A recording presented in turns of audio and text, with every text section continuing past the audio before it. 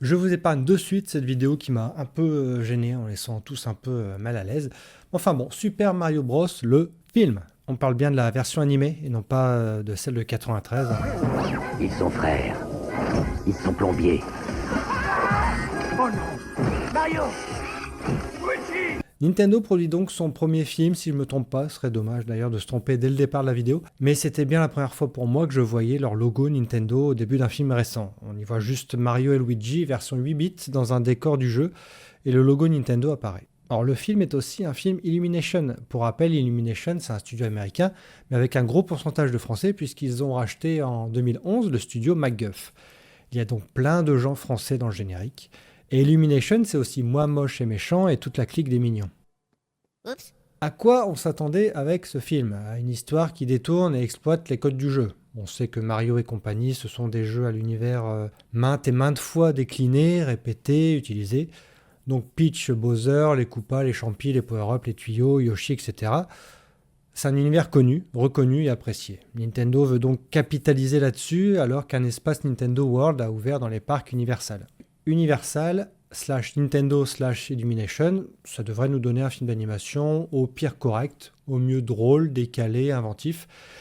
Eh bien, elle se situe dans le correct. Alors, le film est réalisé par le duo Aaron Horvath et Michael Jelenic qui ont bossé sur la série Teen Titans Go, dont ils connaissent l'univers coloré, fun et rythmé par l'action.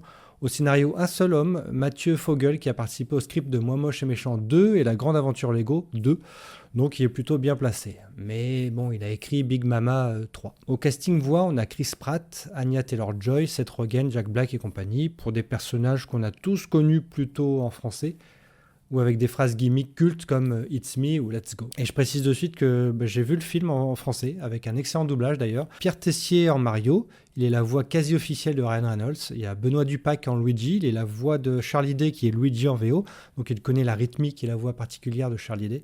Jérémy Covillo fait Bowser, il est quand même la voix de Benedict Cumberbatch ou Tim Hardy. On a Emmanuel Garijo en Todd, Donnell Renew en Kamek, là c'est la voix de Titeuf, Audrey Sourdive en Peach, une voix très présente dans le jeu vidéo, et on notera aussi l'excellente Casey Chase. On ne peut pas s'échapper. La seule issue est la douce délivrance de la mort. Alors l'adaptation est on ne peut plus bonne. C'est vif, engagé, possiblement meilleur dans certaines punchlines qui fonctionnent vraiment bien, d'ailleurs en français. Mais venons-en au film. Alors sans spoiler, si ce n'est l'intrigue principale qui est effleurée par la bande-annonce. Bowser a récupéré l'étoile magique et il veut donc aller demander la main de la princesse Peach pour dominer le monde. Mais ce qu'on ne sait pas, c'est que Mario est un humain qui vit avec son frère et sa famille à New York. Mais alors comment on explique le monde champignon, la route arc-en-ciel, etc. Tout ce qu'on a vu dans la bande-annonce, le monde de Mario qu'on connaît. C'est là que le prétexte du film est finalement assez convenu et faible. Je vous dévoilerai pas le pourquoi du comment, mais on sent que c'est un peu « tais-toi, c'est magique ». Après cette suspension d'incrédulité, nous sommes donc en plein univers Mario. On est là avec les codes, les champis, Todd, les plaines colorées, les plateformes, et Mario doit s'allier avec Peach pour combattre Bowser. Tout ça semble prétexte à offrir des scènes rythmées, voire possiblement hystériques dans le rythme, sans proposer autre chose qu'une sorte de facilité dans l'intrigue. Rien n'est finalement exploité correctement. On ne sent pas un désir de profiter de cet univers pour jouer avec. C'est simplement Mario et Luigi dans un monde qu'ils ne connaissent pas et qu'ils comprennent assez vite. Alors bon, le film est vraiment un film duo Mario-Peach. Luigi est mis au second plan, mais pas du tout utile. D'ailleurs, on parle d'inexploitation de l'univers, et il se retrouve dans un univers qui rappelle Luigi's Mansion, et c'est tout. Outre le clin d'œil, il n'y a rien. Il se retrouve prisonnier, et c'est tout. Alors que du côté de Mario, il va rencontrer Todd, Donkey Kong, Peach, et l'aventure commence, et ça va vite. Très vite. Parce que le film ne dure qu'1h30, générique compris. Donc ça va vite, c'est plutôt divertissant, sans longueur et sans scène mémorable. L'aspect jeu vidéo est peu retranscrit, peu mis en valeur, peu exploité à part 2 ou 3 scènes où la caméra se met de côté, comme les Mario classiques sur console. Alors, outre les clins d'œil, ça ne va pas plus loin. Les carapaces, les pots de banane sont là pour la blague en arrière-plan, rapidement, et c'est dommage, vraiment. La scène de plateforme dans la bande-annonce, c'est un test que Mario doit passer. Et ça sort de nulle part.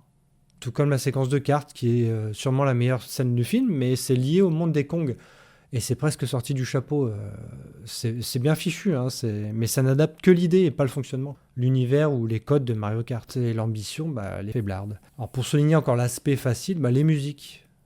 Putain, les musiques, pour illustrer les scènes d'action, c'est des chansons ultra rincées. On a Take On Me de AA, on a Thunderstruck d'ACDC.